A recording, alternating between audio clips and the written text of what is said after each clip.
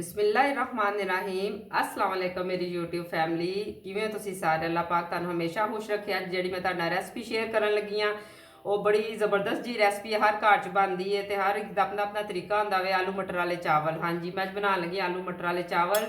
एक गिलास मैं चावलों की रैसपी तुहाडे नाल शेयर करांगी तो मैं एक उत्ते हाफ कप मैं सॉरी आयल गर्म होने वास्ते रख दिता है। ये मैं पावांगी थोड़ी जी दालचीनी, एक मैं लिता इलाची मोटी इलाची लीती है, एक बादयान का फूल लिता हुआ तो 4 लौंग लिते ने। पहले यह शामिल करांगे बिस्मिल्लाहिर्रहमानिर्रहीम।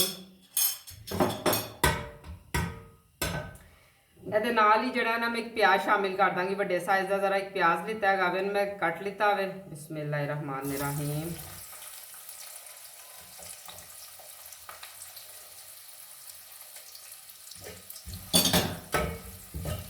प्याज पिंक होने के करीब हो चुकिया वे। ये असीं अदरक लसन का 1 चम्मच शामिल कर देंगे।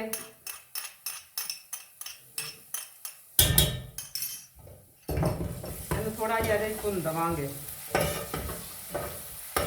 क्योंकि पीसिया होया मैंने ज़्यादा टाइम नहीं लगाना होंदा है। नाल ही मैं जड़ा ना शामिल कर दांगी टमाटर वेच ते नाल 2 सबज मिर्चा ने नाल मैं मटर भी छिलना पिया देखो दफा बड़े काम ते लगे होया ना ठीक है ना। मैं नहीं कुकिंग चैनल चल रहे मेरे नाल चल रहे ए बच्चे ने मैं कहा जरा मेरे साथ मटर निकाल दो। देखो विच आ गया है। मैं कहा जरा फारिग बैठो हुए मटर ही निकाल दो तो आगे दसदा पिया मटर मैं निकाल रहा हूँ।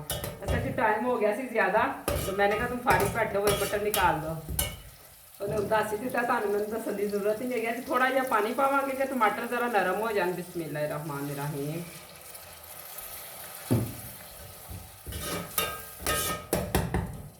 टमाटर थोड़े जो नरम हो चुके हैं।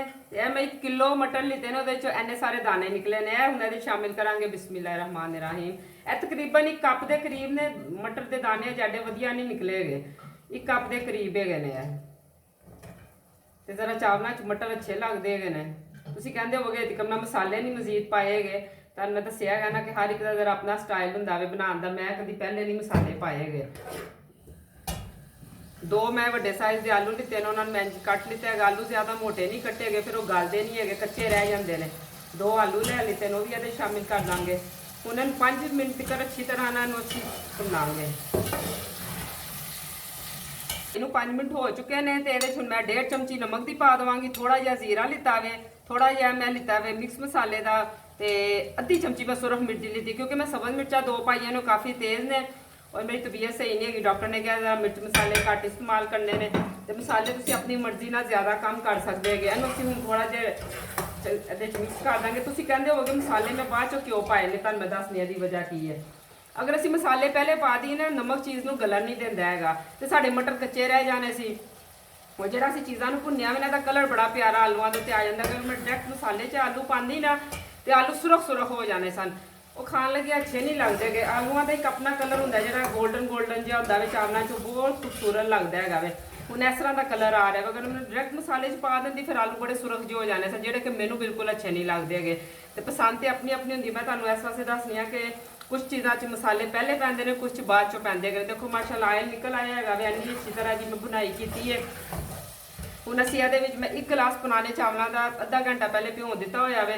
उहदे विच मैं 2.5 गिलास पानी दे पा दांगी क्योंकि चावल मेरे बहुत ज़्यादा पुराने है। अगर तुहाडे नवे चावल ने तो फिर तुसीं 2 गिलास तो भी थल्ले पानी रखना है वे। इहदे च मैं पानी शामिल कर दांगी बिस्मिल्लाहिर्रहमानिर्रहीम।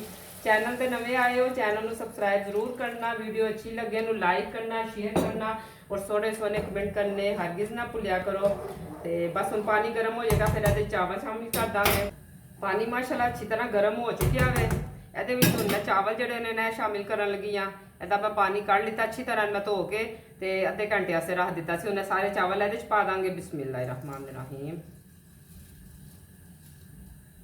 चावलों ज़्यादा चमचा ना मारिया करो। एक दफ़ा बस शुरू च कर दिता तो दम दे कोल करके कराया करो। चावल टुटने नहीं चाहिए गए फिर अच्छे नहीं लगते। पहले अखां खांदियां ने फिर पेट च चीज़ जाती है। बस उन्हें चम्मच फेर दिता वे ना बस उन्हें जो दम के करीब आएगा फिर इन्होंने हल्का जिहा हिला के तो दम दे देना वे। देख सकते हो चावल माशाल्लाह किस तरह सोहने सोहने नज़र आते पे ने। बस हम दम के करीब करीब ने थोड़ी देर च बस मैं दम लगा दांगी। चावलों का पानी हूँ तकरीबन खुश्क हो चुकिया वे। अल्हम्दुलिल्लाह 15 मिनट का मैं दम लगा दिता। अल्लाह का नाम लेके दम खोल लिया बिस्मिल्लाहिर्रहमानिर्रहीम। माशाअल्लाह माशाअल्लाह ਹੁਣ ਤੁਹਾਨੂੰ ਮੈਂ ਚਾਵਲ ਡਿਸ਼ ਆਊਟ ਕਰਕੇ ਦਿਖਾਉਂਦੀ ਹਾਂ। ਮਾਸ਼ਾਅੱਲਾ ਦੇਖ ਸਕਦੇ ਤੁਸੀਂ ਕਿੰਨੇ ਖਿਲੇ ਖਿਲੇ ਚਾਵਲ ਬਣੇ ਨੇ, ਬਿਲਕੁਲ ਹਰ ਦਾਣਾ ਲਹਿਦਾ ਲਹਿਦਾ ਹੋਵੇ।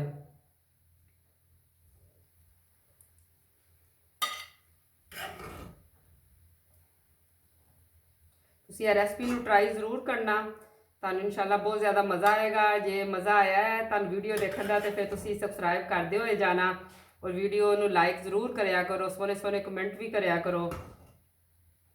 ਮਾਸ਼ਾਅੱਲਾ ਦੇਖ ਸਕਦੇ ਹੋ ਆਲੂ ਵੀ ਕਿੰਨਾ ਸੋਹਣਾ ਗਲ ਚੁੱਕਿਆ ਹੋਇਆ, ਦੇਖੋ। ਅਗਰ ਅਸੀਂ ਇਹ ਬਹੁਤ ਜ਼ਿਆਦਾ ਮੋਟੇ ਮੋਟੇ ਆਲੂ ਪਾਈਏ ਨਾ ਤੇ ਫਿਰ ਸੋਹਣੇ ਵੀ ਨਹੀਂ ਲੱਗਦੇ ਹੈਗੇ ਤੇ ਗਲਦੇ ਵੀ ਨਹੀਂ ਨੇ। ਤੇ ਮਾਸ਼ਾਅੱਲਾ ਤੁਸੀਂ ਦੇਖ ਸਕਦੇ ਹੋ ਦਾਣੇ ਲਹਿਦਾ ਲਹਿਦਾ ਨੇ, ਮਟਰ ਵੀ ਨਜ਼ਰ ਆ ਰਹੇ ਨੇ, ਹਰ ਚੀਜ਼ ਖਿਲੀ ਖਿਲੀ ਨਜ਼ਰ ਆ ਰਹੀ ਹੈ। ਫਿਰ ਮੈਂ ਤੁਹਾਡੇ ਕੋਲੋਂ ਐਸੀ ਦੁਆ ਨਾਲ ਇਜਾਜ਼ਤ ਚਾਹਾਂਗੀ ਕਿ ਅੱਲਾਹ ਪਾਕ ਤੁਹਾਨੂੰ ਸਾਰਿਆਂ ਨੂੰ ਮਦੀਨੇ ਦੀ ਜ਼ਿਆਰਤ ਕਰਾਵੇ, ਔਰ ਇਨਸ਼ਾਅੱਲਾ ਨਵੀਂ ਰੈਸਪੀ ਨਾਲ ਮੁਲਾਕਾਤ ਹੋਵੇਗੀ। ਅੱਲਾਹ ਹਾਫਿਜ਼।